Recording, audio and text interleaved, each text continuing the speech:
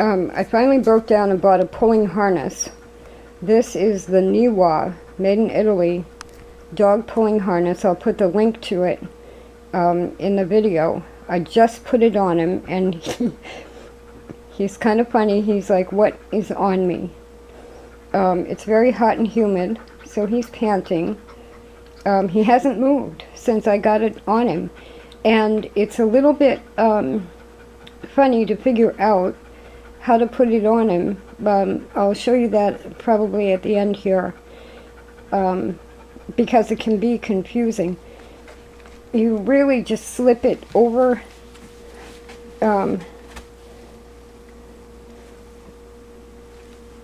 they have to enter it like from the back. I'll show you later. So he's doing fine.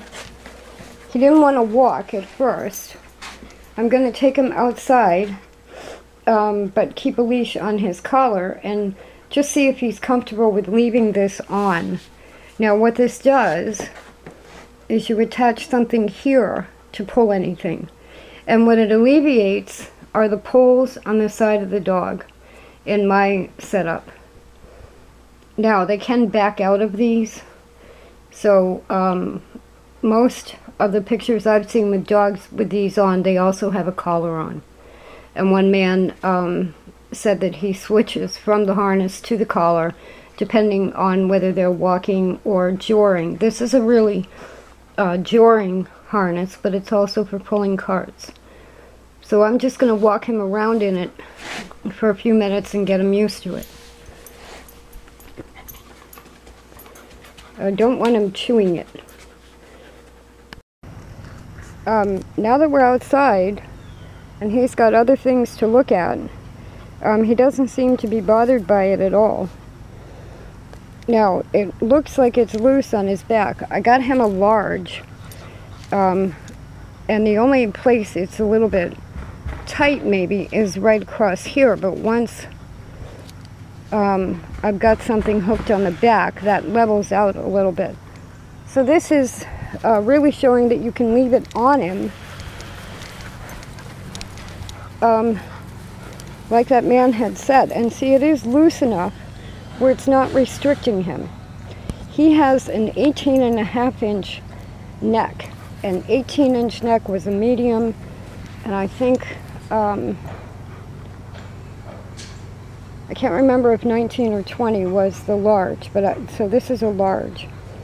I think this is going to work, and what I may do is go get my skateboard, hook a leash on that yellow cord at the back, and have him pull me down the street.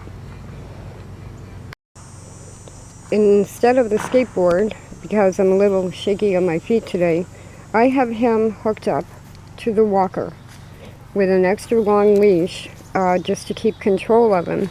And this is how I'm going to practice with him,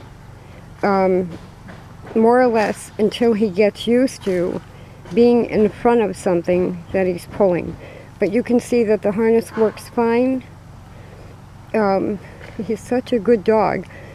There were a bunch of turkeys over there, and he wanted to watch the turkeys. But now, with him walking in front and me walking with my walker, this is one step before we get to the cart or the wheelchair.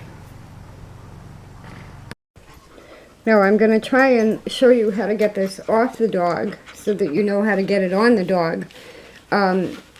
He successfully pulled the walker without a problem, and what had happened with the poles was that the poles hit his side and he got a little spooked.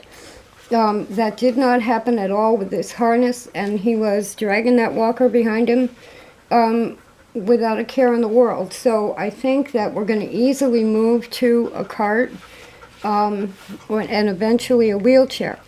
Now what you have to do is it's almost like you're putting it on him like a sweater. Back up. That's right, you're a good boy. So take it from the back. You pull it over his head.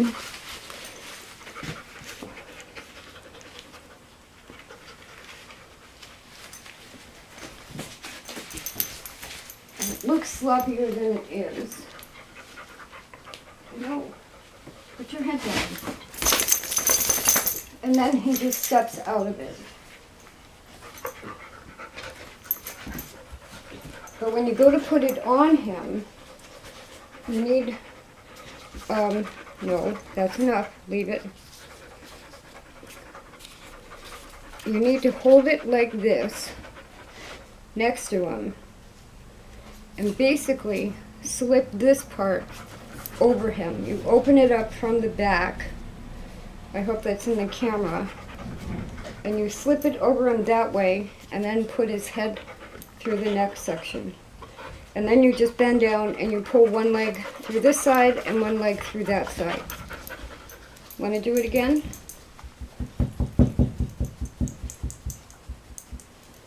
Come here, want to try? He's so much still a puppy. Come on. It goes right over him like that, and then you just pull a leg through each side. It's really a nice harness for the price.